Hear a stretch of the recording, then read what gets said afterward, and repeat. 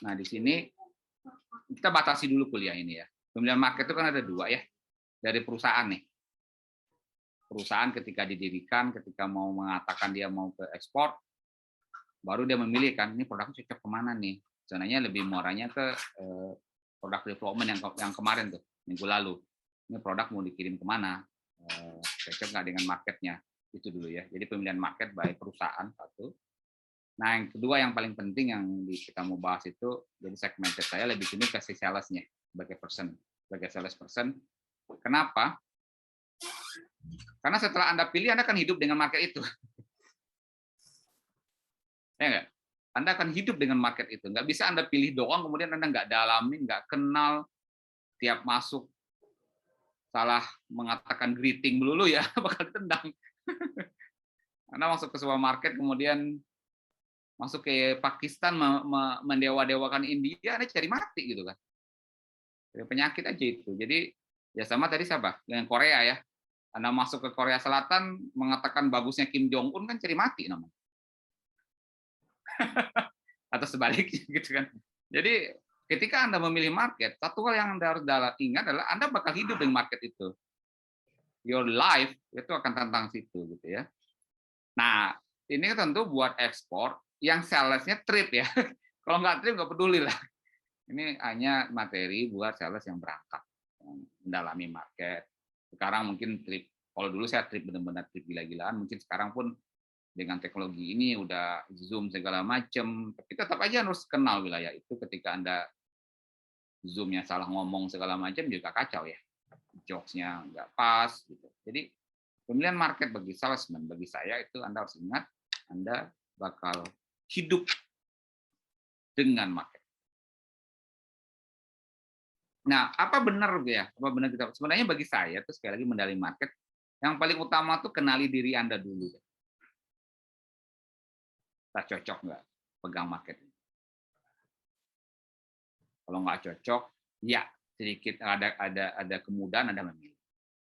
Tapi nggak memilih profesi ya, Anda bisa memilih. Ini paling bagus bukunya Anda cari. Tadi pagi saya coba cari print screen yang bagus, yang bahasa Inggrisnya nggak ketemu. Seharusnya saya pernah baca sekilas yang bahasa Indonesianya, rasanya acak kadut ya. Translasinya acak kadut. Coba kamu cari nanti buku ini. This is the best book on marketing bagi saya, on B2B marketing. Saya baca ini tingkat 3 kuliah.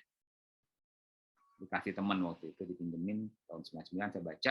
Waktu itu saya belum pernah berpikir mau jadi sales.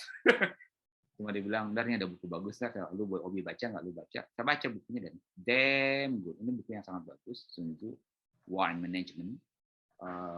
Dari terbitan Australia dengan saya. Satu pengarangnya orang Indonesia, tapi bukunya nggak tahu, saya nggak lihat, nggak tahu terkenal. Banyak buku Sun Tzu itu membahas trik-trik. Bagi saya, kalau you mau belajar sesuatu, trik itu sebuah kebodohan. Trik itu harusnya Anda tulis sendiri. Anda baca filosofinya, baru Anda tulis triknya sendiri. Itu sebuah summary. Jangan summary itu didapatkan dari orang. Summary itu harus dapat dari diri sendiri.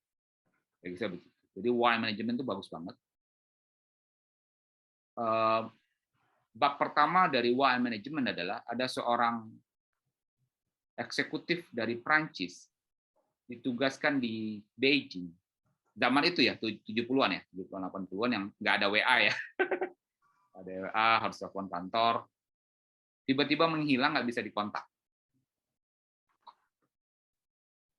Parisnya nggak bisa kontak dia. Akhirnya dikirim orang mencari dia ke Beijing. Setelah berbulan-bulan, orang ditemukan di Tiananmen, lapangan Tiananmen. Jadi orang gila. Jadi orang gila. Setelah dilihat, kenapa? Ternyata dia punya job dan dia disiplin. Jobnya adalah nggak boleh balik ke Paris kecuali jobnya selesai. Jobnya bikin agreement, ada sebuah kontrak. Nah, ketika dia mau bikin kontrak itu berhadapan dengan mitra negosiasinya dari pihak Cina, udah mau jadi-jadi ini, udah selesai, udah misalnya negosiasi 3 bulan, 4 bulan, udah mau ujung-ujungnya si kepala seksinya diganti. Bayang nggak? Jadi saya udah nego nih sama si Farel, dan 5 bulan, 3 bulan, nego yang gila-gilaan. Udah mau tanda tangan, Farel ngomong, "Pak, saya dipindah Pak ke situ, jadi yang bikinnya nanti Virus." Saya berhadapan lagi sama Virus, mulai lagi dari nol. Udah itu pindah lagi, begitu terus. Ujung-ujung nih orang gila.